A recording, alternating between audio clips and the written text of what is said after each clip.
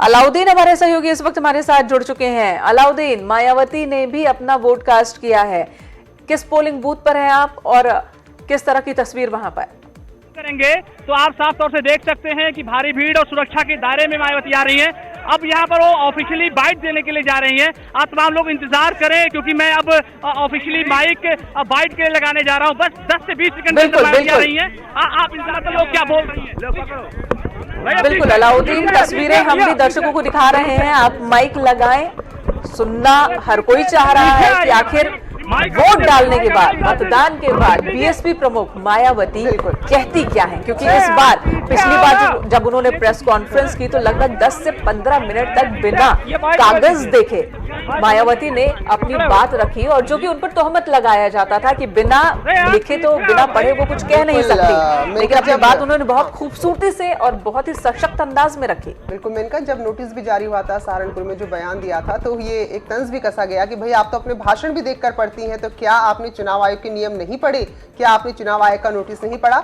बहरहाल जो भी बातें पिछली कॉन्फ्रेंस की आपने मेनका उठाई, तो एक एक मुद्दा वहां, चाहे उनकी चीनी मिल को लेकर जो सवाल उठाए गए थे उनकी बात करें और तमाम मसलों की हम बात करें, तो हर एक मुद्दा मायावती ने बड़ी सटीक तरीके से और बिल्कुल जो पॉइंट टू पॉइंट उन्होंने बात की थी। तो फिलहाल अब फिर इंतजार है, हालांकि कुछ कुछ प्रत्याशित भी है कि क्या बोलेंगी अपनी पार्टी की जीत का दावा। हालांकि आज के दिन अपील नहीं कर सकते हैं आप अपनी पार्टी के वोट के लिए, लेकिन फिर भी यहाँ पर आप देखें और इंतजार यही है। और मायावती अगर आई हैं तो कुछ ना कुछ बोलेंगी, उनका हर एक बयान काफी मायने रखता है, यूपी की नहीं बल्कि देश की सियासत में कह सकते हैं, क्योंकि 80 सीटें जिस राज्य से आती हो वहां का हर एक कदम, वहां के किसी भी नेता का हर एक बयान पूरे देश को प्रभावित करता है।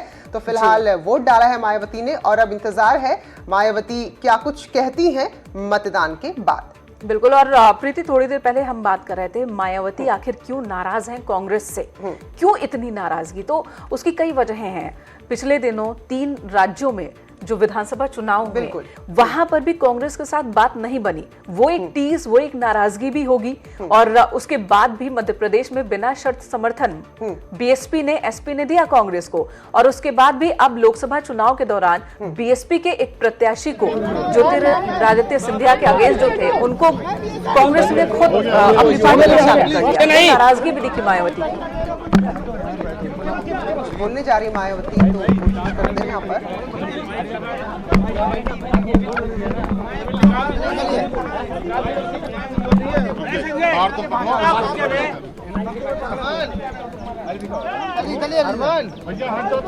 हर कैमरा फिलहाल उन्हें कैप्चर करना चाह रहा है और कि बीएसपी अध्यक्ष मायावती क्या कह रही हैं। अरे कोई माइक पकड़ ले भाई। किस तरह से दावा कर रही हैं गठबंधन की जीत का और केंद्र में सत्ता परिवर्तन का, नए प्रधानमंत्री को देने के बारे में भी आज कुछ कहेंगे क्या।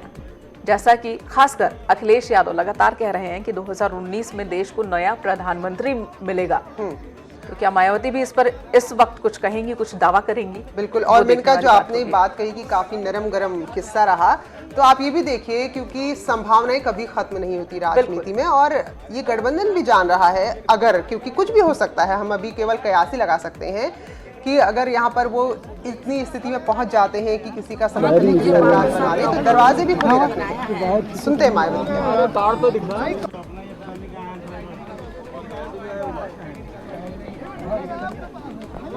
और इस बात को कांग्रेस भी समझ रही है, इसलिए पहले नरम रुख, फिर बीच में तल्खी जरूर दिखाई गई, लेकिन अब प्रियंका गांधी कह रही हैं कि जहां पर कांग्रेस का प्रत्याशी मजबूत नहीं, वहां हमारी कोशिश है कि हम बीजेपी को नुकसान पहुंचाए बजाय गठबंधन को।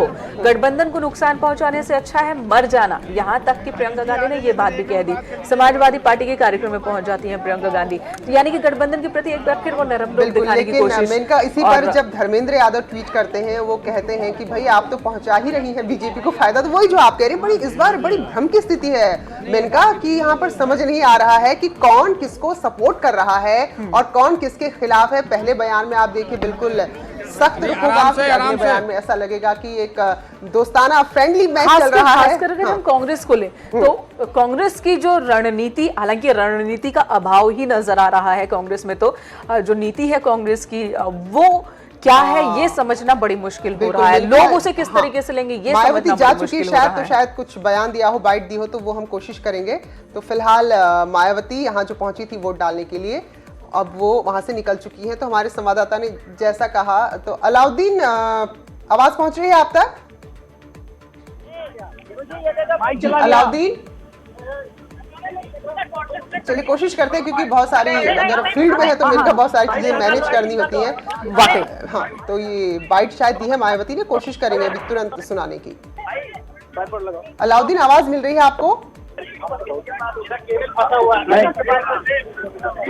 फिलहाल अलाउद्दीन तक आवाज नहीं पहुंच रही है। बहुत सारी चुनौतियां होती हैं फील्ड की अपनी, और वहां फिलहाल हमारे रिपोर्टर तस्वीरें दिखा रहे हैं। बहुत अहमियत रखती है ये तस्वीर भी। बीएसपी अध्यक्ष मायावती, जिन्होंने मतदान किया है थोड़ी ही देर पहले और मतदान कर निकली हैं, उन्होंने कुछ बोला भी है। वो बाइट भी थोड़ी देर में हम अपने दर्शकों को दिखाएंगे कि आखिर कहा क्या है उन्होंने। और उसके बाद अब पोलिंग बूथ से रवाना हो चुकी हैं मायावती। सुरक्षा घेरे में आई, वोट कास्ट किया, अपनी बात रखी मीडिया के सामने, और अब रवाना हो चुकी हैं पोलिंग बूथ बिल्कुल। से। मायावती की बात करें, मेनका इस वक्त तो किसी भी सदन के सदस्य नहीं है। आप नहीं। सबको याद होगा राज्यसभा में किस तरह से नाराज होकर उन्होंने कहा था, जब मैं जिनका वोट लेकर यहाँ आई हूँ, दलितों का, उनकी ही आवाज इस सदन में नहीं उठा सकती तो मैं अपना इस्तीफा देती हूँ। उस वक्त भी काफी बहुत सहज तरीके से नहीं हुआ था, कह सकते हैं कि काफी एक ड्रामेटिक तरीके से वहां पर इस्तीफा दे दिया था मायावती ने, और अभी मैदान में नहीं उतरी है। फिलहाल सपा के साथ एक जोड़ी बनाई है, आरएलडी के साथ एक गठबंधन किया है। 24 साल बाद एक गठबंधन हुआ है उन दो पार्टियों में जो एक दूसरे के दुश्मन कहे जाते थे, एक दूसरे को देखना नहीं चाहते थे। कहा यह जा रहा था कि समाजवादी पार्टी और बीएसपी का साथ आना नामुमकिन है, लेकिन एक बार फिर से समाजवादी पार्टी और बीएसपी साथ। 24 साल पहले मुलायम सिंह यादव थे समाजवादी पार्टी की ओर से और कांशीराम थे बीएसपी की ओर से, दोनों एक साथ आए थे। लेकिन उसके बाद गेस्ट हाउस कांड होता है और दोनों पार्टियों के बीच एक तगड़ी दुश्मनी हो जाती है। और अब उस दुश्मनी को भुलाकर खुद मायावती ने उस इंसिडेंट की चर्चा करते हुए कहा था कि उस वक्त को, गेस्ट हाउस कांड को मैं भुलाकर एक साथ आई हूं, और इसकी वजह है कि देश के लिए एक साथ आए हैं। तो फिलहाल 37 सीटों पर समाजवादी पार्टी और